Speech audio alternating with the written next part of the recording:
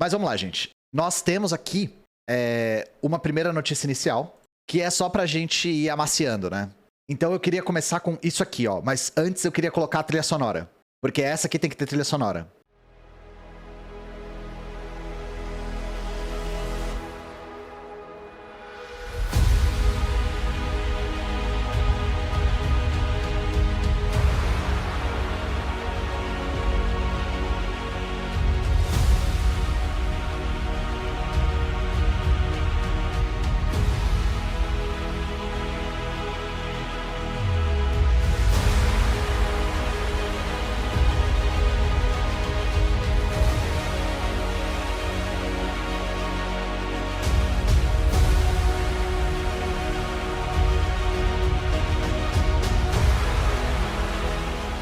Uma extrema-direita marxista-leninista em ação.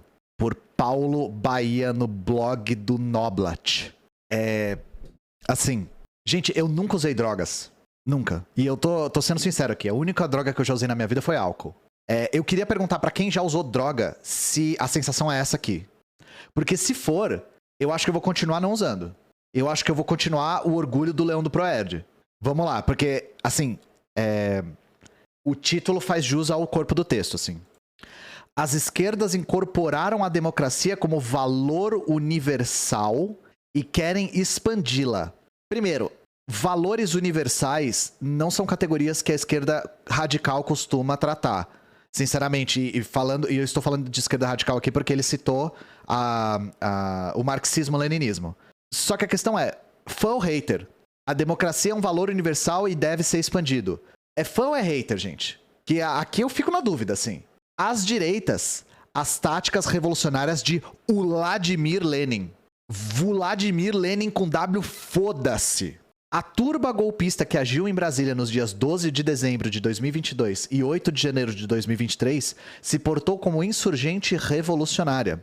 Agiu seguindo métodos de manuais de insurgentes marxistas-leninistas clássicos do século XIX e do século XX.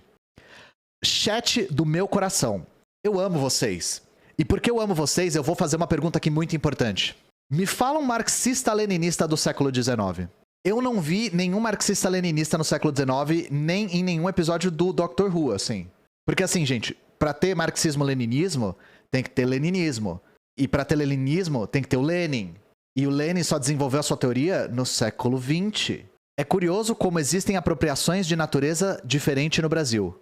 As esquerdas incorporam a democracia como valor universal e querem expandi-la. As direitas, as táticas revolucionárias de Vladimir Lenin. Temos, no momento, um cenário sociopolítico pré-revolucionário de extrema-direita. Revolucionário de extrema-direita, gente? Não existe revolução de extrema-direita. É por isso que ela é extrema, porque ela é a versão extremada da política burguesa. Com agentes revolucionários de direita infiltrados nas forças armadas militares. A redação dos centavos aqui, né? Nas forças policiais das seguranças públicas dos 26 estados federados e do Distrito Federal, dos corpos de bombeiros militares e defesa civil militar em quase todos os entes federados. De novo, redação de milhões aqui, repetindo federados 2 vezes aqui, né? Agentes infiltrados em todas as áreas e segmentos das máquinas públicas da União, estados, municípios e Distrito Federal. Essa infiltração de extrema-direita que aconteceu com o governo Jair Bolsonaro de 1º de janeiro de 2019 a 31 de dezembro de 2022 se faz presente também nos ministérios públicos estaduais, federais e poderes judiciários. O Estado Democrático de Direito e a República estão minados no Brasil. Mesmo com esse cenário pré-revolucionário de extrema-direita com táticas, estratégias, agitação e propaganda de viés marxista-leninista, as instituições da República, as instituições da sociedade civil e a imprensa estão sendo um contraponto estratégico de defesa da democracia como forma civilizatória da vida no Brasil e do Estado Democrático Constitucional de Direito brasileiro. Cara, o cara escreveu isso aqui alto, velho. Não é possível. Tipo, a redação é muito ruim, o texto é muito mal redigido. Isso aqui é pior que droga, de verdade. O Estado de Direito no Brasil não está canceroso e terminal, está com imunidade elevada e proativo. É uma inversão curiosa e atípica ter uma extrema-direita revolucionária de recorte operacional marxista-leninista. Pensem nisso, ponto de exclamação. Paulo Bahia, sociólogo, cientista político e professor da UFRJ. Gente, me fala como que um professor universitário da UFRJ escreve isso. Eu quero que alguém me explique como que isso aqui aconteceu. Então, assim, eu fico até com dificuldade de comentar, porque eu tenho certeza que o senhor Paulo Bahia não faz a menor ideia do que significa marxismo-leninismo. Vide ele dizer que existem marxistas-leninistas no século XIX. O cara não usou loló, não, ele bebeu o loló. Áudio do Djavan, é.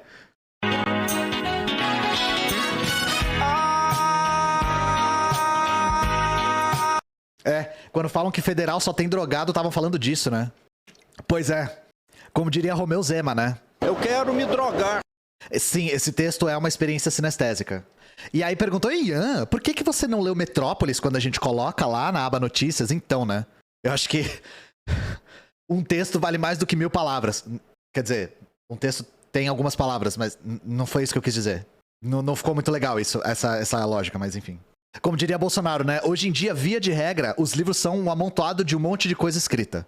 Como explicar a diferença entre golpe e revolução? Essa pergunta é muito boa. Claro, as palavras, elas têm vida própria, né, gente? Elas tomam a forma de acordo com a ideologia, os interesses e o poder de conseguir aplicá-las da maneira que você... não consegui encontrar a palavra, mas que seja mais conveniente para configurar com a sua visão de mundo, né? Então, obviamente, na superfície, a palavra golpe é usada para defender o que eu não gosto e a palavra revolução é usada para defender o que eu gosto. E eu não tô falando tô falando o que o interlocutor gosta. E vocês veem isso no cotidiano. Então, não é à toa que muitos militares chamam o golpe de 64 de Revolução de 64. Porque é golpe o que eu não gosto e é revolução o que eu gosto. Eu posso falar do ponto de vista dos marxistas, né? Primeiro, em uma revolução precisa haver uma transformação do sistema. Então não basta ter mobilização popular. Deve haver também uma troca de sistema, uma ruptura sistêmica. O golpe, geralmente, ele é interno. Ele é uma quebra da lógica de sucessão de poder para manter alguma coisa ou para instaurar uma nova linha de poder, mas geralmente usando mecanismos ilegais do Estado.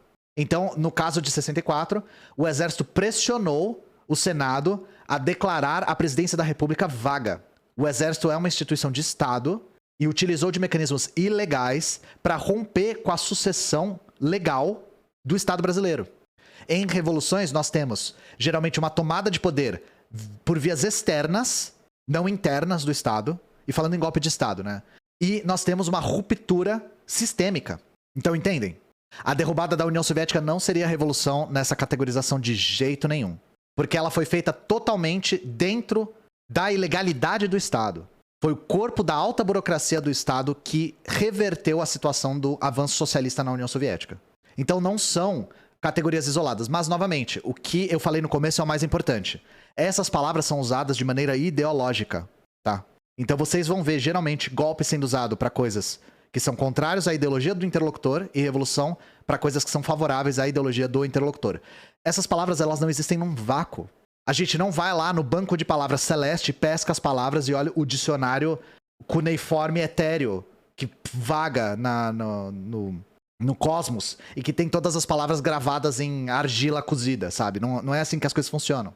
Tem gente que fala de Revolução de 64, ou no exército, muitos falam. Então, é claro, eu não preciso dizer pra vocês, o golpe de 64 no Brasil não teve nada de revolução, né, gente? Pelo amor de Deus. Primeiro porque teve apoio das classes médias, mas não teve uma mobilização popular. Não foi um fenômeno de massas como foi o bolsonarismo, por exemplo, sabe? O bolsonarismo mobilizou muito mais massas do que o golpe de 64. Segundo que foi porque eles queriam inaugurar uma nova fase de acumulação de capital no Brasil. E isso estava sendo impedido pelas vias legais, então eles utilizaram vias ilegais. Isso nacionalmente e internacionalmente, né? A gente nunca pode esquecer da ingerência dos Estados Unidos no golpe de 64. Golpe, uma minoria toma poder, revolução, o povo toma poder. Não é isso é que é complicado. A gente encontra exceções para esse tipo de categorização. Então por isso que eu tô falando, o uso das palavras ele é bastante ideológico. A Revolução de 32, não, isso aí é coisa de paulistano dodói. Teve revolução coisa nenhuma em 32. Isso aí foi São Paulo perdendo o protagonismo econômico no Brasil, no governo Getúlio Vargas, e se revoltando contra. Não teve nada de revolução, gente. E aqui em São Paulo, os caras comemoram a guerra que eles perderam.